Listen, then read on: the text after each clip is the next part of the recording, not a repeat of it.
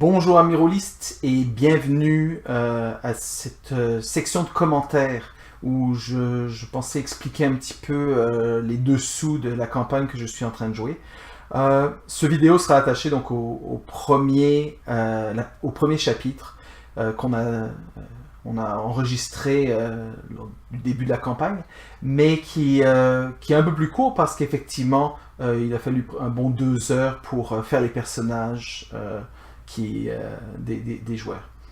Je n'ai que 2 joueurs, comme vous l'avez remarqué.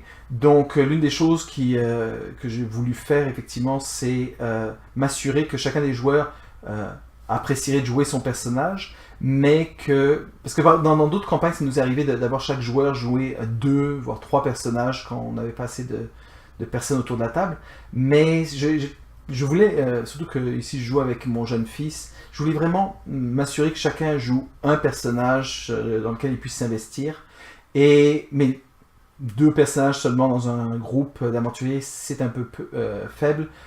C'est susceptible d'amener à des morts subites de personnages.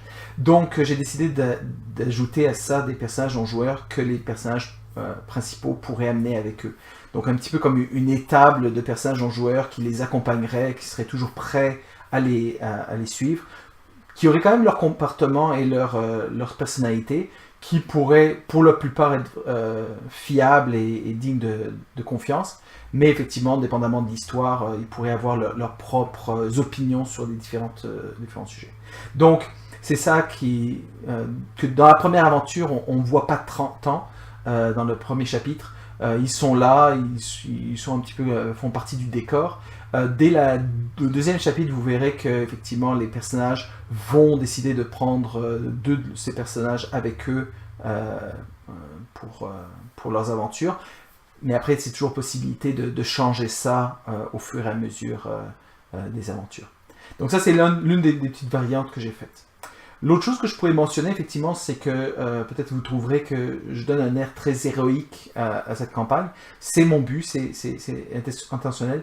Originellement, j'avais pensé jouer une campagne, lorsqu'on envoyait les idées et qu'on essayait de voir qu'est-ce qui pourrait nous intéresser pour jouer. On avait pensé jouer un système OSR, Old School Renaissance, probablement avec Basic Fantasy qui est traduit en français.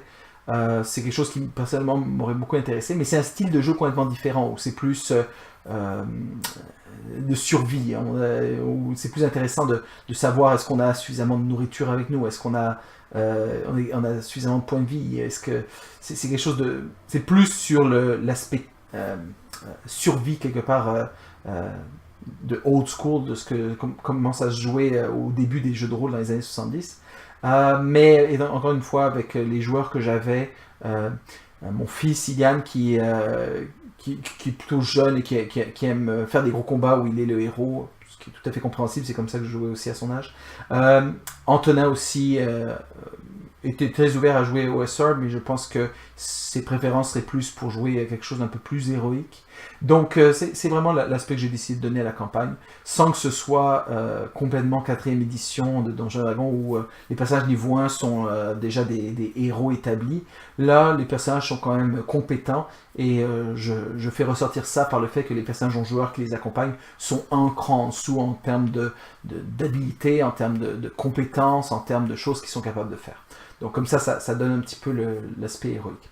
Ceci dit, c'est sûr qu'il y aura des combats, ça reste du Donjon Dragon, mais personnellement, moi, ce qui me plaît le plus, c'est vraiment l'aspect de l'histoire, du plot, qui se développe au fur et à mesure. On est juste au début là, de la campagne, c'est juste, on met les balises, on détermine un petit peu c'est quoi l'endroit. Je ferai une vidéo probablement un peu plus tard sur quel est ce monde, ces terres de Valk que j'ai un peu inventé pour le but justement de cette campagne.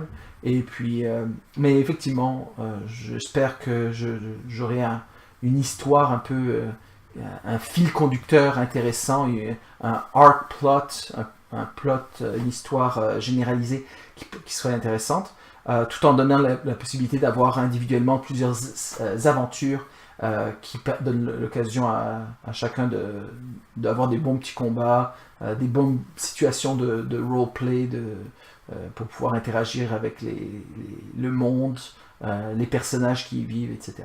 Donc c'est un petit peu là où je m'en vais, juste pour vous donner un petit peu une idée de la direction que va prendre cette campagne. Et effectivement, au fur et à mesure, je vous donnerai des petites mises à jour au fur et à mesure. Donc j'espère que vous apprécierez. Encore une fois, petit problème technique au début, j'enregistrais avec un système qui n'enregistrait que pour 3 heures, après quoi ça s'arrêtait, et je m'en suis pas rendu compte tout de suite. Donc ça explique pourquoi il y a un petit hiccup au milieu. Mais sinon, à part ça, j'espère tout de même que vous trouverez quelque chose d'intéressant, peut-être pour vous-même, lorsque vous jouez à vos séances de jeu. Voilà, donc c'est tout pour cette capsule sur les dessous de cette campagne des Mystères de Valk. Et puis attendez-vous à d'autres petites capsules du genre dans le futur pour agrémenter un petit peu les parties en tant que telles. Merci.